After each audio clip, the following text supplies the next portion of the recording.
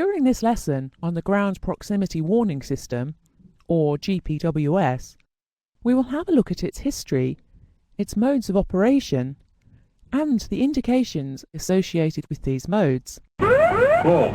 We will look at Enhanced GPWS, the actions required on receipt of a GPWS warning, and the components in a typical system.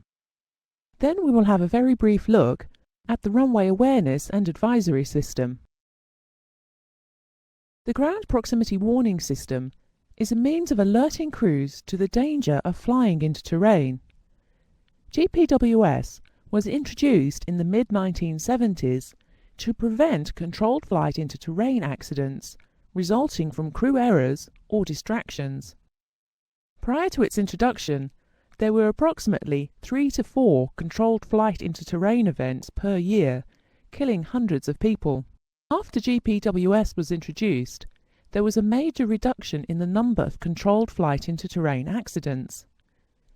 GPWS has a height operating band of between 50 and 2,450 feet actual height above the surface, and automatically selects the correct mode of operation. The crew are informed by means of visual and audible warning signals when the aircraft's proximity to terrain poses a threat.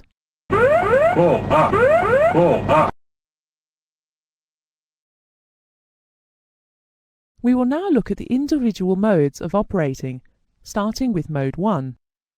This gives us protection against excessive barometric descent rate. It has 2 boundaries and is independent of aircraft configuration. Penetration of the first boundary generates an aural alert, which is repeated every second and a half. Sink rate, sink rate. Penetration of the second boundary generates a visual and audible warning until the rate of descent has been corrected. Mode 2 has inputs from radio altitude rate of change, Mach number, barometric altitude, and aircraft configuration. It also has 2 boundaries. Crossing into the first boundary causes an aural alert. Terrain, terrain. The caution boundary is so small that almost instantaneously it will be followed by a visual and audible warning. Pull up, pull up. After leaving the pull-up area, the audible alert will again be heard while in the terrain segment. Terrain, terrain. If both boundaries are penetrated in the landing configuration, then only the repeating audible alert message is heard. This is repeated every second and a half. Terrain, terrain. As speed increases to between 220 knots, or Mach 0.35, and 310 knots, or Mach 0.45, with undercarriage up, the highest radio altitude at which Mode 2 operates is increased to 2,450 feet. This higher portion is inhibited with the flap override switch in the flap override position. Mode 3 provides an alert if a descent is made during the initial climb or go-around. Mode 3 is effective between 50 and 700 feet radio altitude and generates the alert when the aeroplane has descended by 10% of the existing radio altitude. It is not armed during the approach until below 200 feet radio altitude. The aural alert is repeated every second and a half until the flight condition is corrected. Don't sink, don't sink.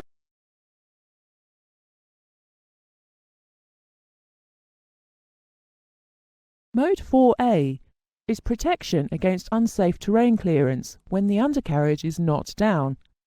The system is armed after takeoff and after passing through 700 feet radio altitude.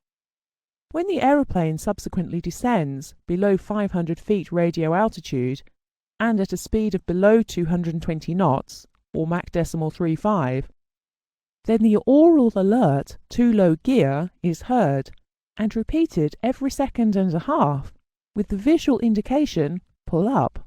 Too low gear, too low gear.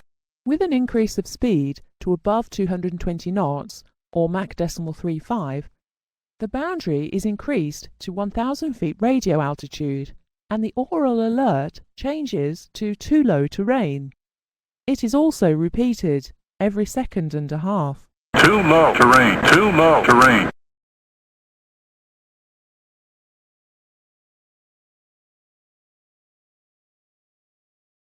For Mode 4B to activate, the undercarriage needs to be in the down position and flaps not in the landing position.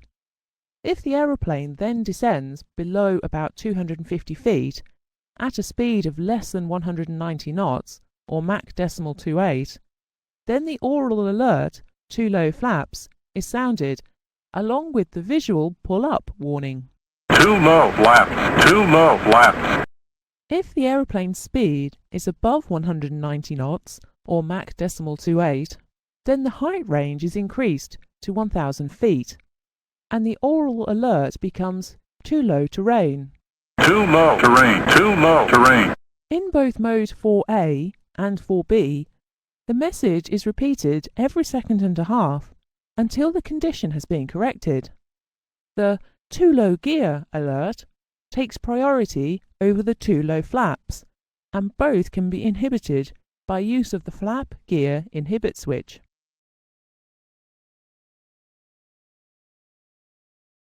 A Mode 5 alert is issued when the aeroplane descends more than 1.3 dots below the glide slope. Mode 5 is armed when a valid ILS signal is being received by the captain's glide slope receiver and the radio altitude is below 1,000 feet. There are two areas of alert, soft and loud. In both areas, the alert is a repeated glide slope call and the illumination of the below glide slope light. Glide slope. Glide slope. Glide slope. In both areas, the voice message repetition rate increases as the glide slope deviation increases. Glide slope. Glide slope. Glide slope. In the loud alerting area, the voice message amplitude is increased. Glide slope. Glide slope. Mode 5 can be cancelled or inhibited by pressing either pilot's below glide slope light while below 1,000 feet radio altitude. It will rearm again on climbing above 1,000 feet radio altitude. Modes 1 to 4 aural alerts have priority over Mode 5 alerts. However, both pull-up and below glide slope lights could be illuminated at the same time. Mode 6A operates between 50 and 1,000 feet and provides the crew with an aural warning if the aeroplane descends below the minimum decision height as set on the captain's radio altimeter. The aural alert minimums sounds only once and will be rearmed when the radio altitude becomes greater than that selected. Minimums.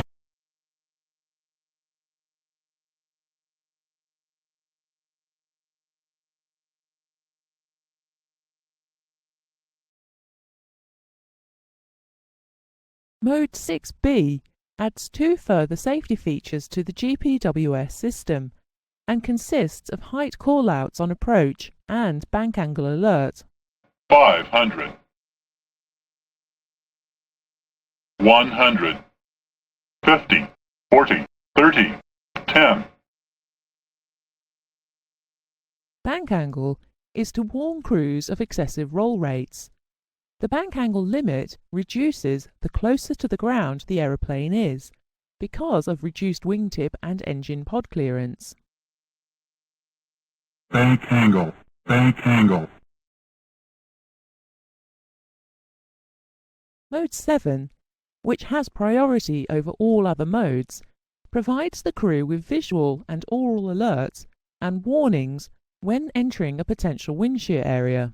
To achieve this, it requires inputs from ground speed, airspeed, barometric height, rate of descent, and radio altitude. The system reacts to the onset of wind shear conditions. This allows crews to initiate the escape maneuvers earlier, giving them a greater chance of avoiding a potential accident. Wind shear, wind shear, wind shear. If an aeroplane continues into the wind shear area, then visual and aural warnings are issued. The red wind shear warning illuminates, and wind shear, wind shear, wind shear is announced. Wind shear, wind shear, wind shear. We will now take a brief look at Enhanced GPWS, sometimes called EGPWS. The reason this system was introduced is because the original GPWS could not anticipate terrain ahead of the aeroplane, and consequently, when approaching a hill rising rapidly from the terrain, it would not produce a Mode 2 warning. What was introduced was Enhanced GPWS, and this includes a World Terrain Database, and is sometimes known as a Terrain Awareness and Warning System, TAWS. To enable this system to function, it has to know the position of the aeroplane, so is dependent on the accuracy of the aeroplane's navigation equipment. The system provides both visual and audible warnings of terrain. Visual warnings are displayed either on the weather radar, navigation display, or on the warning system's own planned position indicator. The terrain is displayed using the colours green, yellow and red. When approaching terrain ahead, the terrain colour changes from green to solid yellow, and an aural alert is given. Caution, terrain, caution, terrain. If the aeroplane continues towards the obstacle, then the terrain colour changes from yellow to red, and an audible warning is given. Terrain, terrain. Pull up. In addition, a terrain clearance floor has been developed around all airports to warn against potential premature descent on non-precision approaches, like VOR NDB approaches. We will now look at the actions required on receipt of a GPWS, EGPWS warning. Pull up. The action should be immediate and positive, and is to roll the wings level and initiate a maximum gradient climb, which should be maintained until the aircraft is above the minimum safe altitude for the part of the route being operated. Once established in the climb, then and only then, should the crew look into the reason for the warning and verify the aeroplane's actual position. The only circumstances when a climb to safe altitude may be discontinued are when the cause of the warning has been positively identified or the warning ceases. The pilot must not deactivate the system unless told to do so by the operations manual. The airline operator should be informed of all warnings, even nuisance or false alarms, so that remedial action can be taken so as to maintain confidence in the GPWS system. The two times when the GPWS, EGPWS would need to be inhibited occur during the approach phase. These are either if the flap gear positions are known to be non-standard, or if the crew are flying in an approach without regard to the glide slope. We will now look at the components in a typical GPWS, EGPWS system, and we start with the brains of the system in the central processing unit. Into the central processing unit are various inputs from the radio altimeter for actual height above the ground, Mach meter, air data computer for all the barometric information, glide path deviation, undercarriage, and flap positions, and finally, input from the navigation system. The central processing unit takes the inputs and then produces either an alert, this is a caution generated by the system, or a warning, which is a command generated by the system.